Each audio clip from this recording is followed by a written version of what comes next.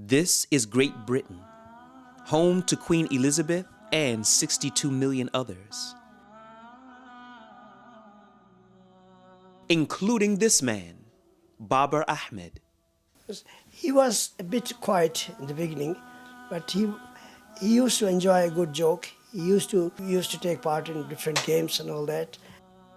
In 2003, Babar Ahmad was arrested, severely beaten,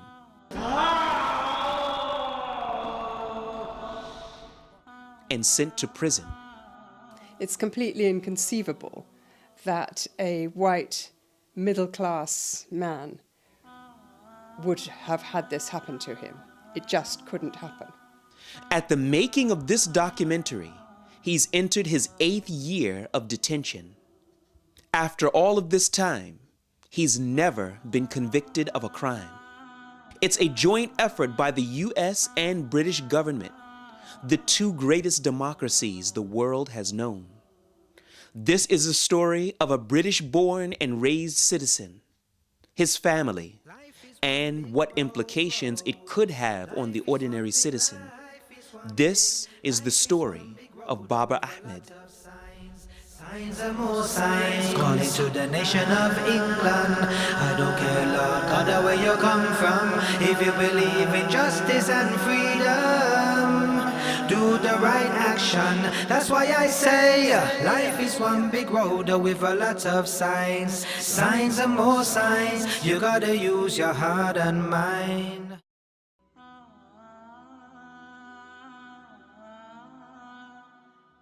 Babar Ahmad grew up in this quiet neighborhood in Tooting, just a few miles outside of central London. Should I say, he was a very, very friendly type, and he was very caring type.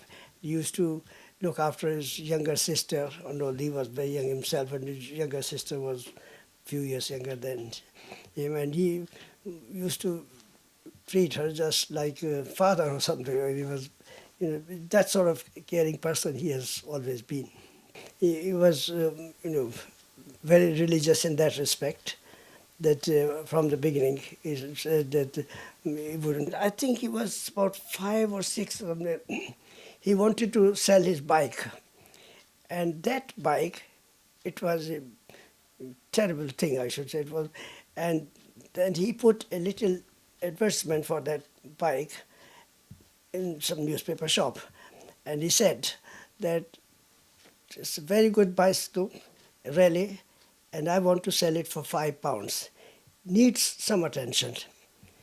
The spokes are bent, the seat is broken, and there's no light in that, and the frame is a bit bent again, and almost everything was wrong with that. And he said that it needs some attention. Yeah, I mean, I've known Babar since I was a child, and, he's always somebody that me and my brothers, we've always looked up to. He's that, him and his brother, they were the guys that, your parents, your parents always compare you to somebody, and they were always like the ones that my mother would say, why can't you be more like Babar and his brother? It's a constant nagging voice of my mother saying these things all the time. They were the kind of examples that we had as younger children. In 1994, the Russians invaded the Chechnyan capital Grozny. Journalist Dr. Brian Glenn Williams wrote, when the Russians besieged the Chechnyan capital, thousands of civilians died from a week-long series of air raids and artillery bombardment in the heaviest bombing campaign in Europe since the destruction of Dresden.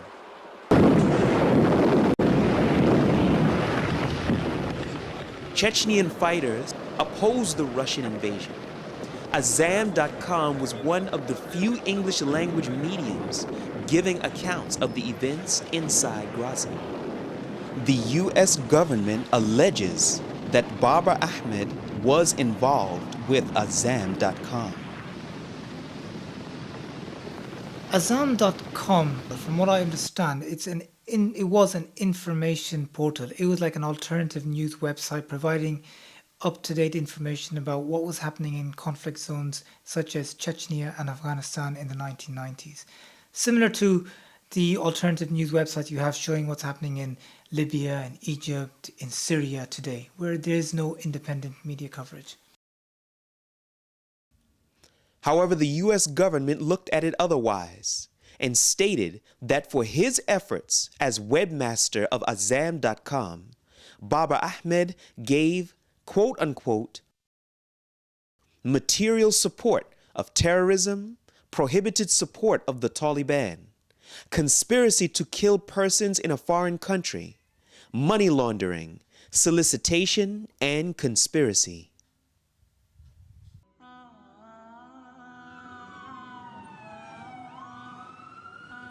In the early morning hours of the 2nd of December, 2003, Territorial Support Group officers were told by law enforcement officials that Babar Ahmad was a member of the Al-Qaeda network and were tasked with his arrest, stemming from his alleged involvement with the website Azam.com. It was at this house in Tooting that Babar Ahmad was arrested. That night, Babar is around the early hours of the morning, pre-dawn. He was in bed with his wife when they heard a banging on the door. Babar ran to the window because he thought they were being burgled. He heard a lot of shouting suddenly, people running up the stairs. They burst through the door and one officer came and nailed him, slammed him across the window and broke the window, pulled him to the floor. A lady officer came and took his wife away to another room, while the other officers began beating him, punching and kicking, grabbing him, shouting at him. They started saying things like, "So this is the tough nut." They didn't even ask him his name at this point. They just kept hitting and striking and beating him, calling him names, pulling him down the stairs. They dragged him down the stairs, stamping on his feet. And obviously this guy is in the middle of the night. He's not wearing shoes. He's in his normal night gear. They brought him into the front room of his house. There they put him on the floor. They made him put his head to the ground and his hands in the position that Muslims generally take to pray. And they started shouting, "Where's your God now? Why don't you pray to him?" He realised who they were. When he looked through the window, he realised who they were. He didn't resist arrest. He put his hands up. But when they came into the bedroom, they, from my understanding, they assaulted him. They put him down on the ground. They hit his head against the window. The window broke. There were 4 of them. Then one officer pulled his underwear down and he grabbed his testicles. Then they put them back up and they started kicking him some more, mocking him, yelling, jeering him. They dragged him outside the house, still barefoot, stomping on his feet. He was handcuffed from when he was in the bedroom the first time. All this time they kept beating him, kicking him. Then he was put into the back of the van. He was in the back of the van as they drove at breakneck speed to the police station. They started beating Babar up more. He was put in a chokehold, and the officer who put him in the chokehold, Mark Jones, he said, "You'll remember this day for the rest of your effing life." The arresting officers were Roderick James Bowen, Mark Jones, Nigel Calley, and John Donahue. It was in this police van that the then alleged assault continued, where Officer Mark Jones was alleged to have applied a chokehold on the shackled Babar Ahmad, wherein Ahmed eventually told the court, "He kept squeezing to the point where I thought, this guy is going to kill me. He wants to kill me. I am going to die in the back of this van." It's worth noting that this same officer, Mark Jones, was accused several years later of abusing 3 Muslim youths during a stop and search while inside a police van just off Edgware Road in 2007. Officer Jones in that case was found not guilty. The officers denied that Mr. Ahmed was punched, kicked, dragged, or anything of this nature. They said appropriate force was used and that the injuries Mr. Ahmed sustained to his head and ears were the result of his bashing his own head against the seat brackets in the police van. This is the Charing Cross outdoor holding area. We've obtained footage of the night Mr. Ahmed was arrested and being led into the holding pen. After being led in, you can hear his scream as he appears to be in pain.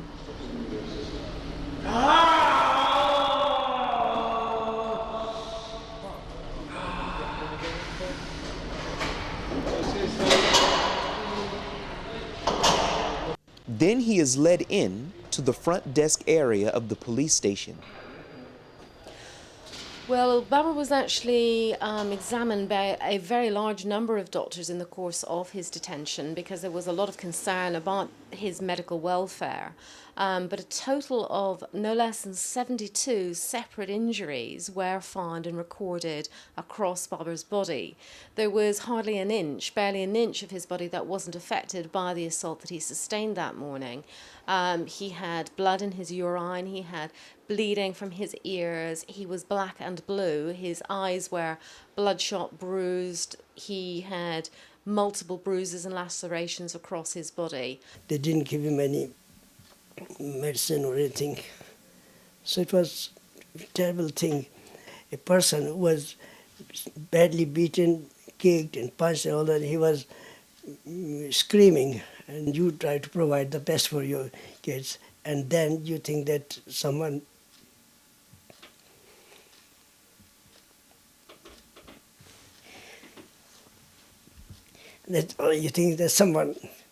take your loved children, and beat them up like that. The custody officer, the custody sergeant I should say, who saw his handcuff injuries, said these were the worst handcuff injuries he's seen in his entire career.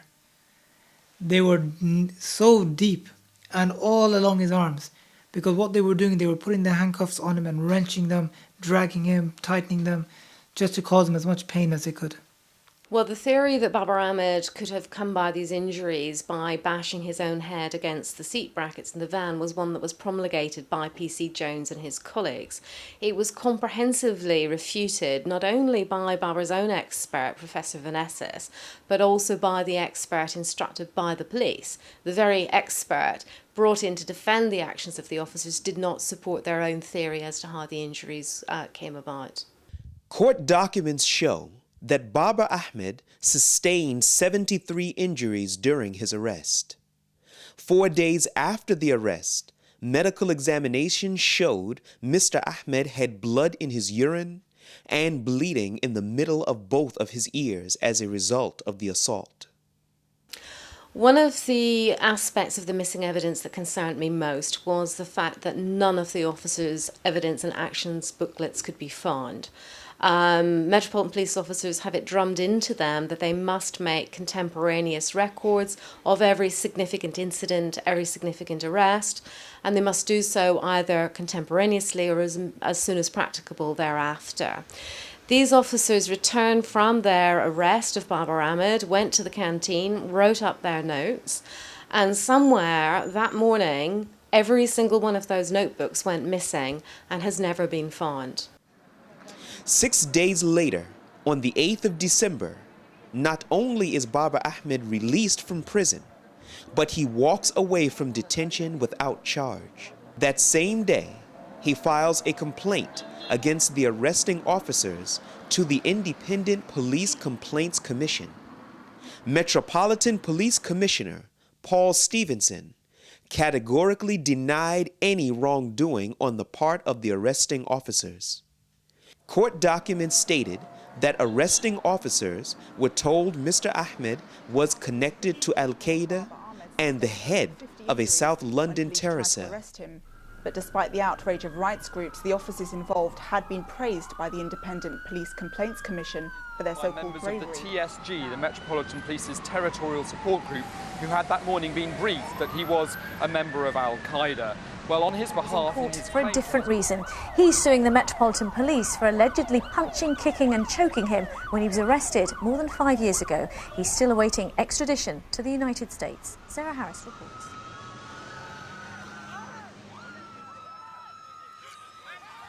On January 20th, 2008, the Metropolitan Police Service offers Babar Ahmad an out-of-court settlement of $40,000 US.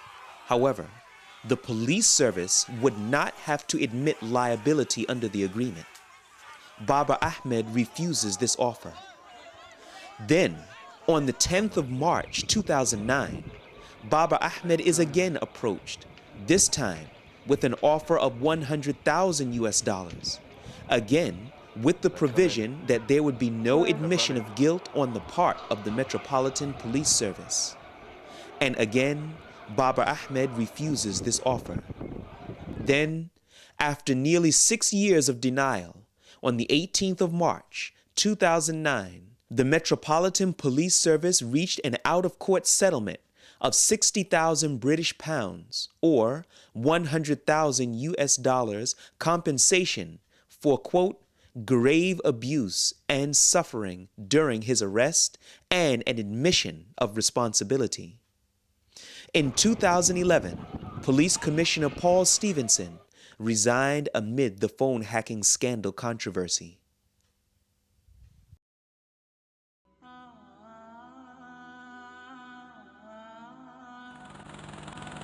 In 2003, in an effort to help one another in the growing war on terror, the United States and the United Kingdom signed the Extradition Act of 2003. At its simplest, this treaty of 2003 allows the United Kingdom to make requests of the United States for people accused of serious crimes to be sent back to the United Kingdom and vice versa. So under the treaty, if the American government wants the return of somebody from the United Kingdom for trial in America, they supply a simple narrative of the crime of which he's accused. And that is enough. They don't need to provide any evidence, simply a statement of serious crime, an allegation without the names of any witnesses, and subject to human rights protections, that person will then, under the agreement, be extradited to the United States. The US authorities do not have to prove anything in order to get extradition. They simply have to show that they've got a sort of reasonable suspicion or probable cause, as it's known in the States. When the law was passed, it was intended to ensure that there is a system of cooperation between friendly states. Both states have an interest in preventing people escaping justice by going to the other state. And so the United States wants to avoid people escaping justice by coming to the United Kingdom and vice versa. And so it's not uncommon to have extradition treaties because they're a way that both states can, or two states rather, can agree to enforce each other's criminal laws. What I don't think was anticipated at the time was the way in which there would be requests in a number of cases from the United Kingdom where it was felt there was relatively poor evidence against the person being extradited. Critics of the 2003 treaty cite the obligation on the part of the United Kingdom to extradite its citizens to the U.S. upon request. However, the U.S. was under no obligation to extradite its citizens to stand trial in the United Kingdom. This, coupled with the fact that no evidence was required or the names of witnesses, in their view, created an unfair bargain. In effect, the United States simply had to ask for UK citizens to stand trial in the US, whether they had ever been to the US or not. Babar worked at Imperial College, London, one of the top London universities. He worked in the IT department. He was on his way home. He is in the summer, August time, 5th of August 2004. And he arranged to meet his wife for a hot chocolate before, and then they'd go home together from there. Babar never arrived for that hot chocolate.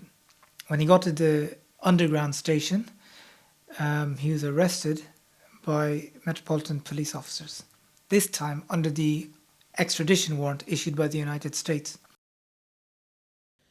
For the Americans, the fact that he'd never been to America, nor was his alleged website targeting Americans specifically, was irrelevant, as the website's server was temporarily housed at an IT company's offices in Bridgeport, Connecticut, was, In their view, enough for him to stand trial. His indictment stated, conspiracy to provide material support to terrorists, providing material support to terrorists, conspiracy to kill, maim, or injure persons or damage property in a foreign country, and money laundering. So in a nutshell, Mr. Ahmed is an example of a growing number of cases of British citizens who we say could and should be tried here, that this would be the natural forum in which they could be tried and should be tried, whether witnesses are here, whether conductors here. There is neither the ability now for a defendant to challenge any evidence. No evidence has to be produced against him, so he cannot say, look, this is all nonsense, because there is no forum within the extradition proceedings actually to say this did or didn't happen. Whatever is charged is taken as read by the UK court. Since his incarceration in 2004, Babar Ahmad has been fighting his extradition to America and thus is entering his 8th year in prison, the equivalent to a manslaughter charge in the UK. And not unreasonably, many people can't believe why it is that a British citizen who's alleged to have committed offences whilst he was in this country has been remanded in custody for all this time. And there's an issue about the confidence the public have in the authorities. Now, the reason the government says that Babar is in custody for so long is because he has challenged his extradition to America. Well, of course he is, because he believes he can't receive a fair trial in America. His family and his lawyers are in this country, but also he's found guilty. The conditions he'd be kept in are ones that he thinks would be a breach of his human rights. I called for a public inquiry because I think there are so many unanswered questions as to what evidence was gathered and what happened to it. As far as we can tell, the Crown Prosecution Service didn't actually analyse any of the evidence that was amassed. They simply handed it straight over to the authorities in the United States. That seems to me to be quite extraordinary. Why didn't our own Crown Prosecution Service look at that evidence? Who was asking them to send it straight to the United States, and why did they do that? These are some key questions, I think, that we need answers to. In 2011, his supporters embarked on a lofty campaign to raise 100,000 signatures in an effort to have his case heard on the Parliament floor. They instead raised 140,000 signatures and request that his case be tried in the UK. Well, people often don't like to see things that are embarrassing and bad about our society. And I think that's the answer. People don't see what they don't want to see. But I think when I spoke about institutional Islamophobia and racism in the Babar Ahmad case, it's very clear-cut. If you look at the fact that he's been in prison, in a maximum security prison, for nearly 8 years, fighting extradition to America, and has in this country no charges against him whatsoever. It's completely inconceivable that a white middle-class man would have had this happen to him. It just couldn't happen. It's one where if the United States says jump, then we say, fine, how high would you like us to jump? And in this case, it has led, I think, to the most grievous dereliction of duty from the Crown Prosecution Service, in the sense that they have passed that evidence across without looking at it first. And, of course, that we've got a government that is saying that they are happy to extradite Babar Ahmad to the United States. And that should not be the case. Our government should be properly challenging the US government over the terms of this extradition treaty. It is a deeply unfair treaty. It needs to be revised. And I just fear that, for whatever reason, our government just doesn't have the backbone to stand up to the United States and to say so.